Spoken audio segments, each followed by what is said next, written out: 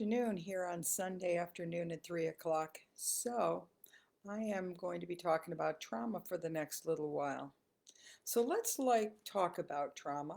And let me say this is that, there's trauma and there's trauma. So, I want to kind of differentiate just in the beginning between trauma. So, as a friend of mine always said, there's big T trauma and little t trauma. So, and I'll tell you kind of what makes each.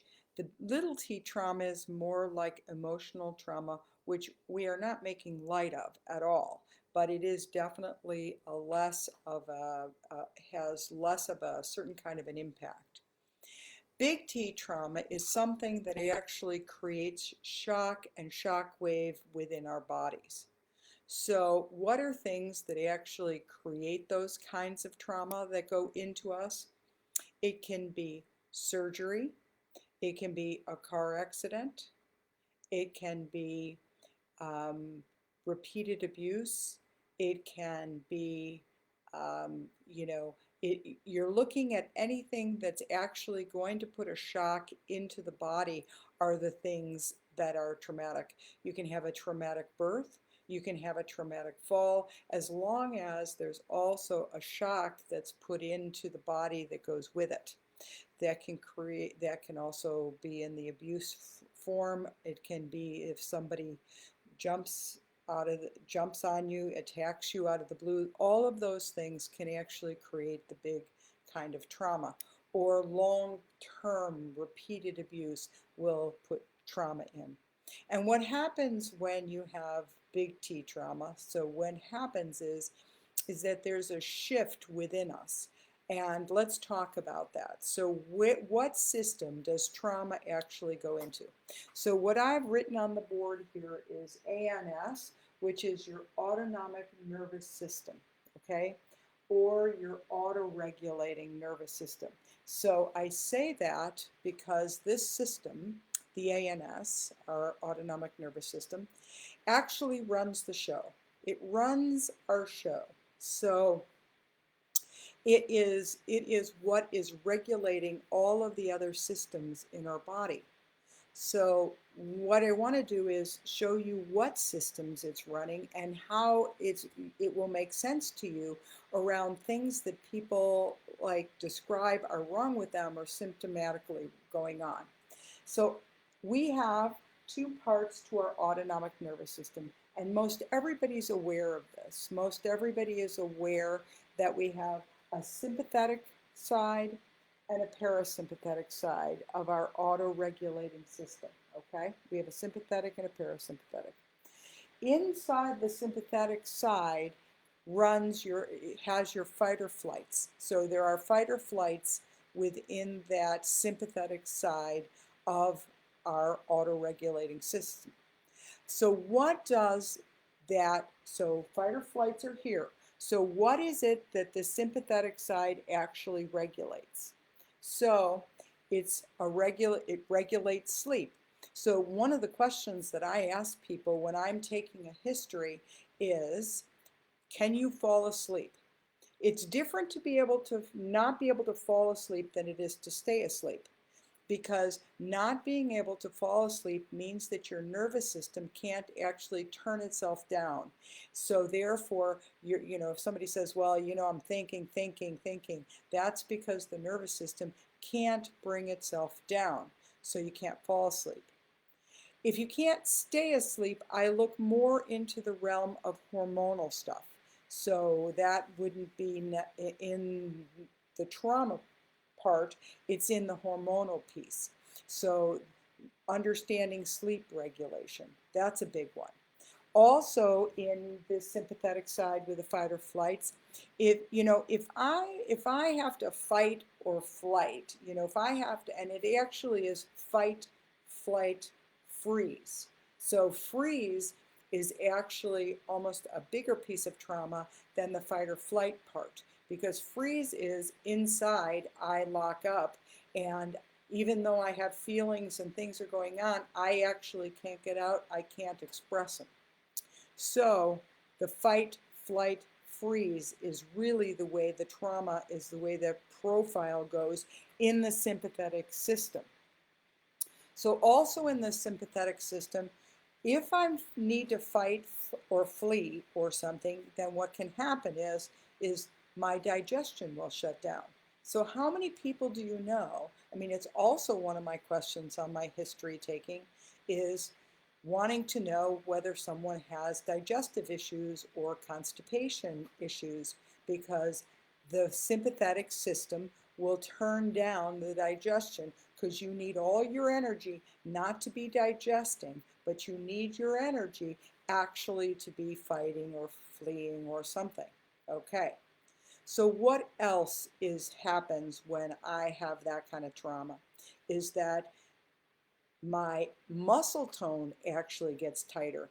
I mean, all of this kind of is simple and makes sense, doesn't it? If I need to fight or I need to run, I need to have more muscle tone. So what's happening is that my muscles are tighter and they just chronically stay in a tighter place. So what is going to couple with that is an elevated blood pressure type of thing. I need more blood pumping into my muscles in order for me to be able to really deal with whatever the threat is that's going on. So far we have sleep dysregulation, we have digestive going down, we have an increase in muscle tone, we have an increase of blood pressure going up. So these are like lots of the physiological kinds of issues that you see with trauma. So one of the things I want to say here is that, think about this, is that, you know, someone comes into a bodywork person when their muscles are really, it's just like it's turned on. They are turned on, and it makes it incredibly difficult because the body is when it's in a state of trauma, it's in a state of non-trust, and so it really can't let itself down, which is you know, like a real cyclical kind of thing that happens, especially when you're going to somebody because you feel like your muscles are always tight, but it actually is inside mechanism that's not allowing it to come down, not allowing it to come down.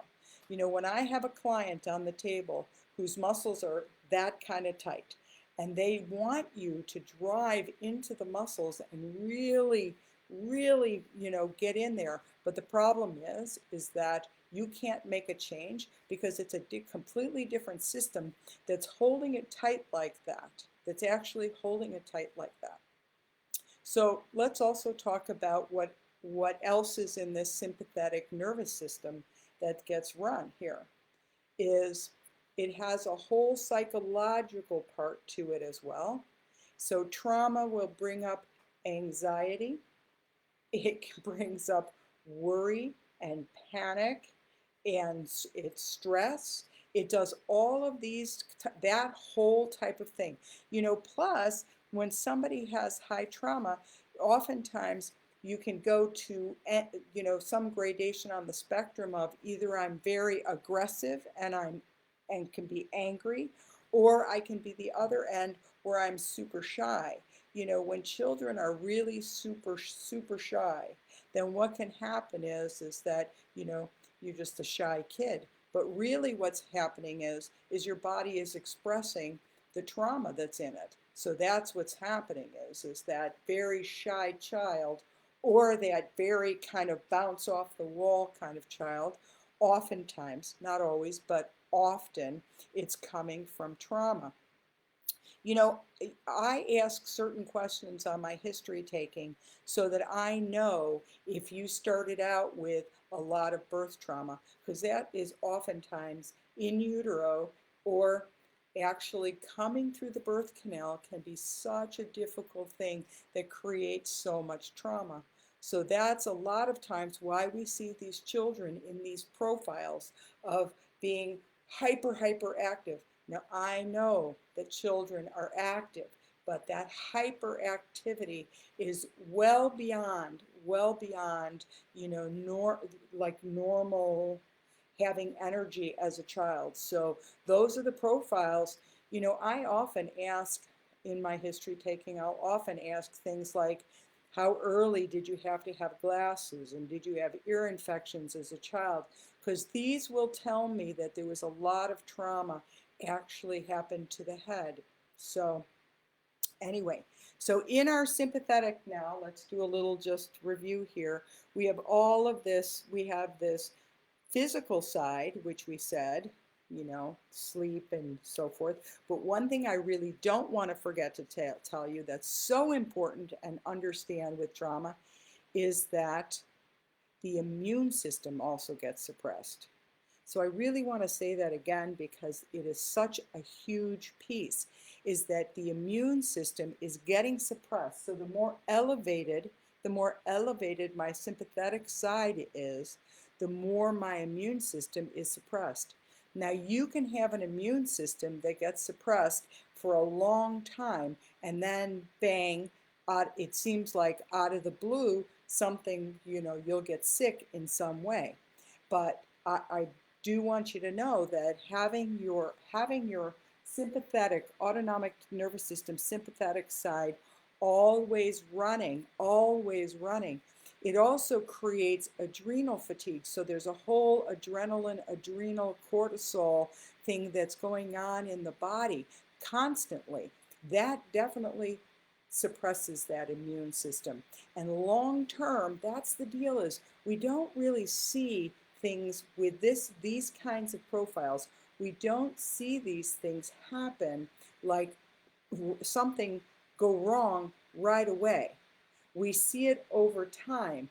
And one thing I want to say about trauma like this is that because most of us have you know, multiple traumas that we are carrying, and it's quite amazing that we can actually function as well as we do, having had as much trauma as we have actually had.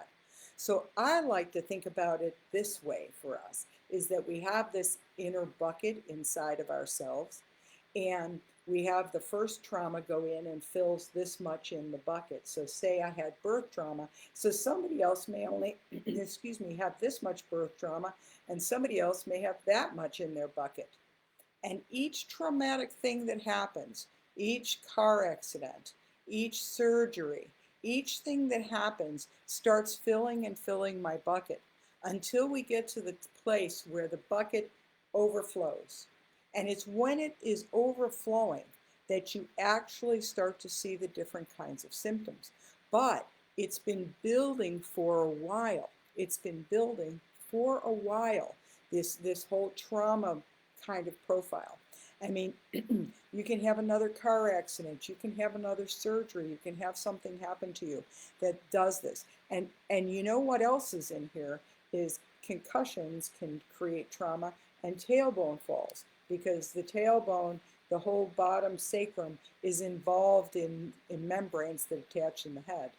So these are all things that really keep elevating this sympathetic fight, flight, or freeze side of us. This is all in there.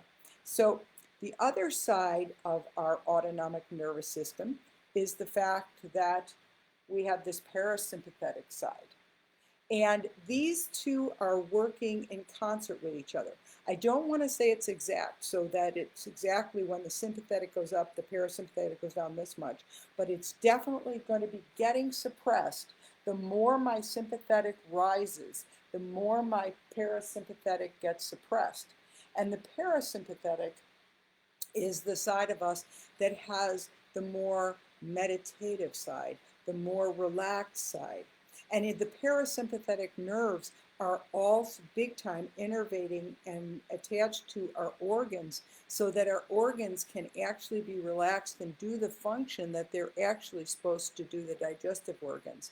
So the more this elevates, the more this suppresses, the less I have any kind of digestive goodness going on. So that parasympathetic really goes down. I was just reading a book and the doctor who wrote this book really believes that the parasympathetic side is the side that has the life force in it. And, the side that allows us to love and be loved and go in nature and all of that kind of thing. So it was an interesting read, to say the least. But anyway, so you have these two systems, and yes, I need to be able to fight or flee. I need to be able to do that when there's some sort of threat. But what also needs to happen is that system needs to turn off after it's been used. That system needs to stop working once it's been used. Now, here's the deal, is most of us are walking around with a lot of trauma, and there are different kinds of work that help with getting trauma out. So from a body work, my standpoint, the where I'm going to be working is doing cranial sacral work, because it is the bones of the head, the membranes inside, and the circulation of the cerebral spinal fluid that is one part of this auto-regulating system. So that is the auto-regulating system is in the physical partly by your cranium. So one of the things we want to do is I want to work cranially. But other types of modalities that actually help with you have to get the traumas out. It isn't even that you can just go, I'm going to let this go. You actually have to. It's like you got to start emptying your bucket. You got to empty your bucket. So what you want to do is, there's EMDR is another type of therapy. Sensory motor psychotherapy is another one. And there's something called brain spotting, which is another one. And all of these things are actually working with the nervous system in order to help you actually access traumas and start to get those traumas out, of you. Because that is the only way to actually, you can't medicate it, because all you're doing is putting a veil over all of that. You're just putting a veil on it. So it really needs to, you need to empty the bucket in whatever modality you're going to choose to do. It's not easy. It's definitely not easy to work with traumas, but all of us have it. And one of the things that happens is that the trauma runs the show. I want to say that again. The trauma runs the show. So it's an interesting piece, because it will change your personality. It can make you more intense, or even more back here. It can really have you isolating, not feeling comfortable in social situations. I mean, having low energy. I mean, there's a whole bunch of things that really go on when trauma is enough trauma is present. It really is running the show, making you able to do something, not to be able to do. And I'm not talking about being able to like rock climb. I'm talking about being able to even just to get out there. So trauma's a funny thing. It really does color us. As people start to let go of trauma, what gets reported to me is how much more relaxed inside themselves they feel, and how they were able to do things like get out and be social. And I've had many people who could not even leave their houses, and then because the trauma is just so great in there. So anyway, that's just an idea, a simple sort of idea about trauma. And if you guys have any other thoughts or comments, love to hear them. You guys have a great day, and I will see you at my 4 o'clock tomorrow when I do my minute these days. All right. Thanks much. Take care.